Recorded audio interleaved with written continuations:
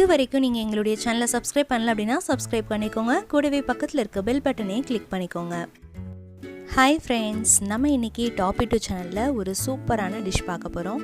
என்னது அப்படின்னு பார்த்திங்கன்னா சிக்கன் குழம்பு தான் பார்க்க போகிறோம். ஸோ இது பார்த்திங்கன்னா எல்லாருக்குமே தெரிஞ்சது தான். ஆனால் எங்கள் வீட்டு ஸ்டைலில் நாங்கள் எப்படி சிக்கன் குழம்பு செய்கிறோம் அப்படின்றத இன்றைக்கி நான் உங்கள் கூட ஷேர் பண்ணிக்கிறேன். இந்த வீடியோவை நீங்கள் ஃபுல்லாக பாருங்கள். அப்போ தான் எங்கள் வீட்டில் நாங்கள் எப்படி டேஸ்ட்டாக செய்வோம் அப்படின்றது உங்களுக்கு தெரியும். ஸோ இப்போ நம்ம வீடியோக்குள்ளே போகலாம். ஃபஸ்ட்டு அதுக்கு சமையல் ஆயில் வந்து கொஞ்சம் ஊற்றிக்கோங்க. நம்ம இப்போது 1/2 கிலோ சிக்கனுக்கு வந்து பண்ண போகிறோம். ஸோ அதுக்கு இந்த அளவு ஆயில் போதும். ஸோ இதில் பார்த்திங்கன்னா ஏலக்காய், பட்டை, கிராம்பு ஆட் பண்ணிக்கோங்க. இதில் ஏலக்காய் கொஞ்சம் அதிகமாக போட்டால் வாசனையாக இருக்கும். சிக்கன் குழம்புக்கு பார்த்திங்கன்னா ஏலக்காய் தான் நல்லா நறுமணத்தை கொடுக்கும். அதுக்கப்புறம் பார்த்திங்கன்னா ஒரு பெரிய வெங்காயம் வந்து 1 ஆட் பண்ணிக்கோங்க. ஒரு வெங்காயம் வந்து பெருசாக இருந்தால் 1 ஆட் பண்ணிக்கோங்க. சின்னதாக இருந்துச்சு அப்படின்னா நீங்கள் 2 ஆட் பண்ணிக்கலாம். ஸோ இப்போ இதை ஆட் பண்ணிவிட்டு நல்லா வதக்கிக்கோங்க. இது எல்லாமே நல்லா வதங்கணும். ஸோ வதங்கினதுக்கப்புறம் அதுக்குன்னு கோல்டன் ப்ரௌன் தேவையில்லை. ஸோ ஓரளவுக்கு வதங்கினதுக்கப்புறம் நம்ம என்ன பண்ணோம் அப்படின்னா கருவேப்பிலை, கொத்தமல்லி, புதினா. ஸோ புதினா வந்து கொஞ்சம் கம்மியாக ஆட் பண்ணிக்கோங்க. கொத்தமல்லி கொஞ்சம் அதிகமாக இருக்க மாதிரி ஆட் பண்ணிக்கோங்க. இது எல்லாமே நம்ம ஃப்ரீ ஹேண்டில் தான் ஆட் பண்ண போகிறோம். ஸோ இதுக்கெலாம் எந்த மெஷர்மெண்ட்டுமே கிடையாது. ஸோ அதனால் நான் உங்களுக்கு ஊரில் தான் சொல்கிறேன் எல்லாமே. ஸோ ஆட் பண்ண பிறகு அடுத்து நம்ம பச்சை மிளகா ஆட் பண்ணிக்கலாம். பச்சை மிளகா வந்து நான் 1 ஆட் பண்ணியிருக்கேன். எங்கள் வீட்டில் நாங்கள் காரம் கம்மியாக தான் சாப்பிடுவோம். உங்கள் வீட்டில் காரம் அதிகமாக சாப்பிட்றீங்க அப்படின்னா இன்னொன்று ஆட் பண்ணிக்கோங்க. ஏன்னா நம்ம இதில் மிளகாத்தூளும் ஆட் பண்ண போகிறோம், சீரகத்தூளும் ஆட் பண்ண போகிறோம். இஞ்சி பூண்டுலேயும் ஆல்ரெடி நம்மளுக்கு மிளகா வந்து அதாவது உரப்பு வந்து நம்மளுக்கு அதிகமாக இருக்கும். இப்போ நம்ம இஞ்சி பூண்டு விழுது ஆட் பண்ணிவிட்டு நல்லா வதக்கிக்கணும். ஏன்னா இஞ்சி பூண்டு விழுது ஆட் பண்ணதுக்கப்புறம் உங்களுடைய வந்து பாத்திரம் வந்து அடி பிடிக்கும். ஸோ அதனால் நீங்கள் வந்து நல்லா கிளறி விட்டுட்டே இருக்கணும். ஸோ இப்போ நல்லா கிளறி விட்டதுக்கப்புறம் நம்ம என்ன பண்ண போகிறோம்னா தக்காளி ஆட் பண்ண போகிறோம். ஸோ எங்கள் வீட்டில் பார்த்தீங்கன்னா நாங்கள் தக்காளி அப்படியே ஆட் பண்ண மாட்டோம். ஏன்னா அது வாயில் வரும் அப்படின்னு சொல்லிட்டு, அந்த தோலாக வரும்னு சொல்லிட்டு நாங்கள் என்ன பண்ணுவோம், அரைச்சி ஆட் பண்ணிப்போம்.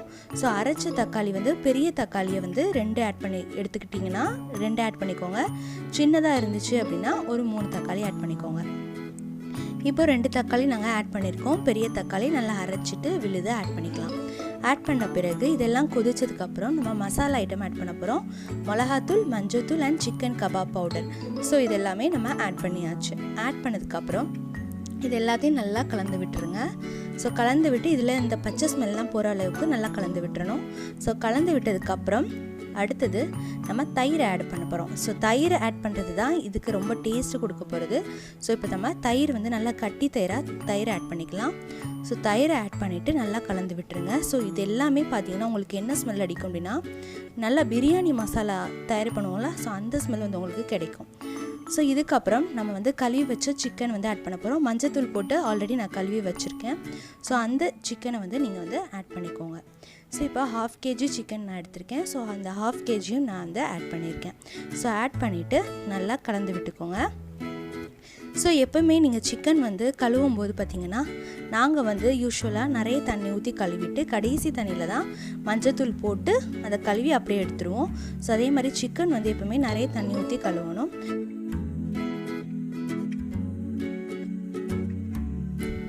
இப்போது எல்லாமே நல்லா கொதிக்குது. ஸோ கொதிச்சதுக்கப்புறம் நம்ம சீரகத்தூள் ஆட் பண்ணலாம். ஸோ சீரகத்தூள் பார்த்திங்கன்னா இதுக்கு தேவைக்கேற்ற மாதிரி நம்ம ஆட் பண்ணிக்கலாம். ஸோ நீங்கள் எந்த அளவுக்கு குழம்பு வைக்க போகிறீங்களோ ஸோ அந்த அளவுக்கு நீங்கள் எடுத்துக்கோங்க. ஸோ நிறைய குழம்பு வைக்க போகிறோம் அப்படின்னா கொஞ்சம் நிறைய ஆட் பண்ணிக்கோங்க. ஏன்னா தண்ணிலாம் ஊற்றுனதுக்கப்புறம் அந்த கன்சிஸ்டன்சி உங்களுக்கு கிடைக்கணும். ஸோ இந்த சீரகத்தூள் பார்த்திங்கன்னா எங்கள் வீட்டில் ஹோம்மேடாக தயார் பண்ணது தான். ஸோ இதனுடைய லிங்க் வந்து டிஸ்கிரிப்ஷன் பாக்ஸில் ஷேர் பண்ணியிருக்கேன், நீங்கள் போய் பார்த்துக்கலாம். அடுத்ததை நம்ம கொத்தமல்லி தூள் வந்து ஆட் பண்ண போகிறோம். ஸோ இதுவுமே ஹோம்மேட் தான். ஸோ இதனுடைய லிங்க்கும் நான் டிஸ்கிரிப்ஷன் பாக்ஸில் உங்களுக்கு ஷேர் பண்ணியிருக்கேன். ஸோ இது எல்லாமே போட்டுட்டு தண்ணி கொஞ்சம் ஆட் பண்ணிக்கோங்க. ஸோ உங்களுக்கு எந்த அளவுக்கு குழம்பு வேணுமோ ஸோ அந்த அளவுக்கு அந்த சீரகத்தூள் அண்ட் கொத்தமல்லி தூள் அந்த மசாலா ஐட்டம்ஸ் மட்டும் கரெக்டாக பார்த்து ஆட் பண்ணிக்கோங்க. ஸோ ஆட் பண்ணிவிட்டு எல்லாத்தையும் கலந்து விட்டுட்டு தேவையான அளவு உப்பு, கல் உப்பு போடுங்க எப்போவுமே சமைக்கிறதுக்கு, அதுதான் ரொம்ப டேஸ்ட்டாக இருக்கும். கல் உப்பு ஆட் பண்ணது பிறகு நம்ம விசில் போட்டு மூடி வச்சிடணும். ஒரு விசிலுக்கு அப்புறம் நம்ம திறந்து பார்க்கலாம். ஒரே ஒரு விசில் அடித்தா நம்மளுக்கு போதும். இதுவே உங்களுக்கு நாட்டுக்கோழியாக இருந்துச்சுன்னா ஒரு 3 விசில் 4 விசில் அடிக்கணும். ஸோ ஏன்னா அது வந்து சீக்கிரம் வேகாது. இது வந்து பிராய்லர் சிக்கன் அப்படின்றதுனால ஒரு விசிலே நம்மளுக்கு வெந்துடும். ஸோ இப்போ திறந்து பாருங்கள், நல்லா எண்ணெய் பிரிஞ்சுக்கிட்டு சூப்பராக உங்களுக்கு கோழி குழம்பு வந்து ரெடி ஆகிடுச்சு.